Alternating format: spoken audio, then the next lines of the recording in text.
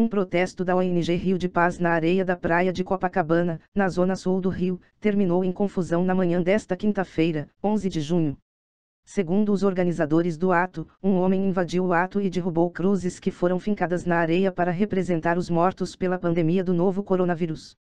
O protesto cobra ações do governo federal frente à pandemia do novo coronavírus. Cerca de 40 voluntários cavaram 100 covas rasas na areia, simbolizando as mortes pela Covid-19 no país. Ainda de acordo com membros da ONG que organiza os protestos, os homens que retiraram as cruzes eram apoiadores do presidente Jair Bolsonaro.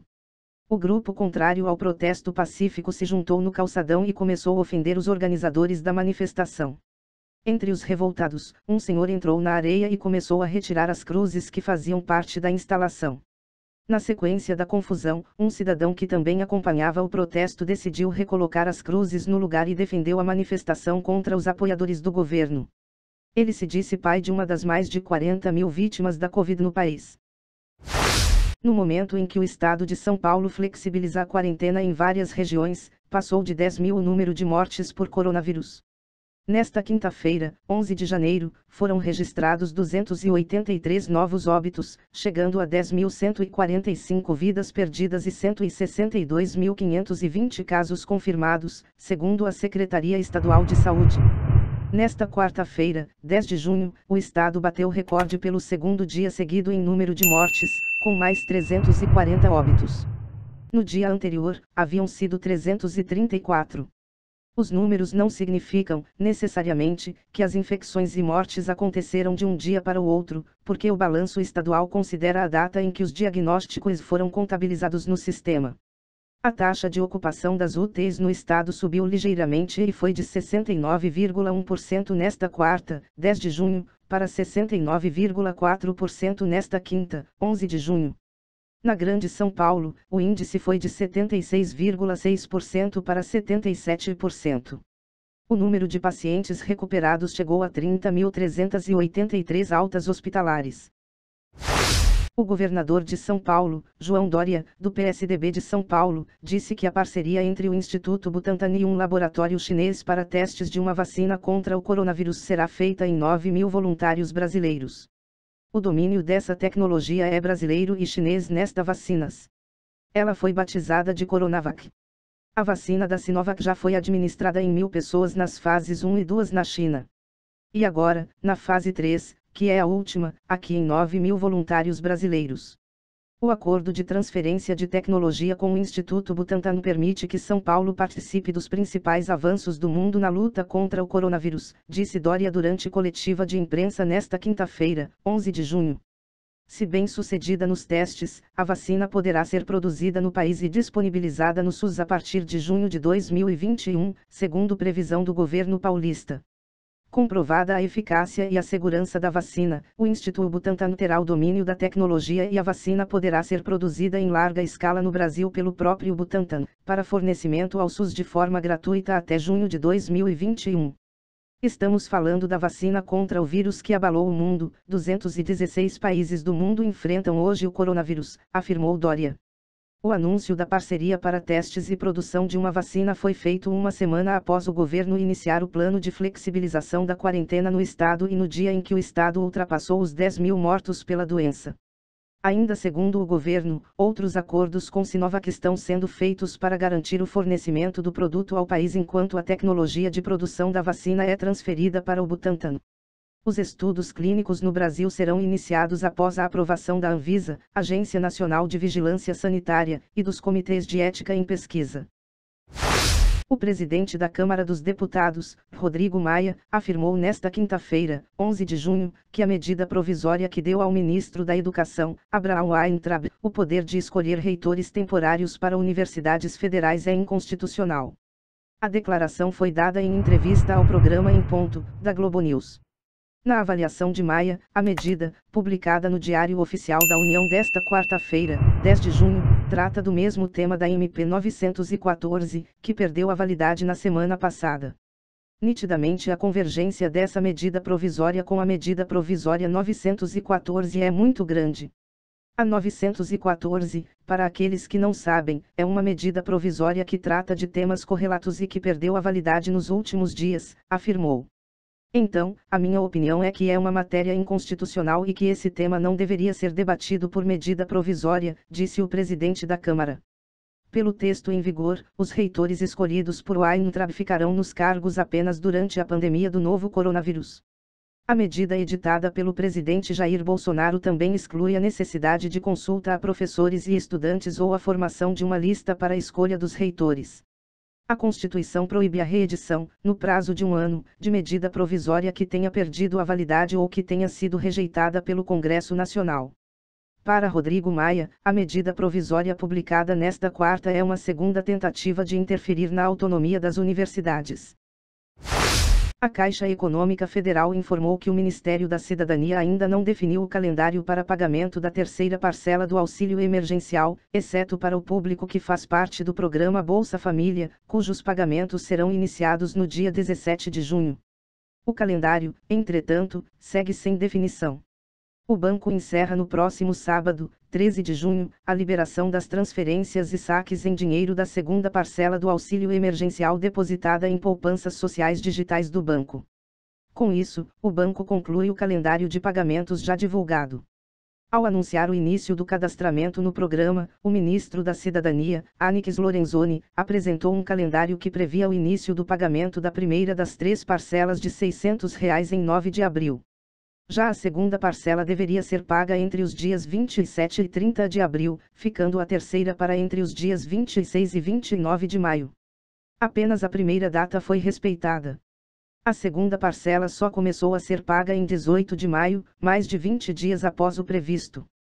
Já a terceira parcela, que, pelo calendário original, deveria ter sido paga ainda no mês passado, ainda não teve sequer o calendário divulgado.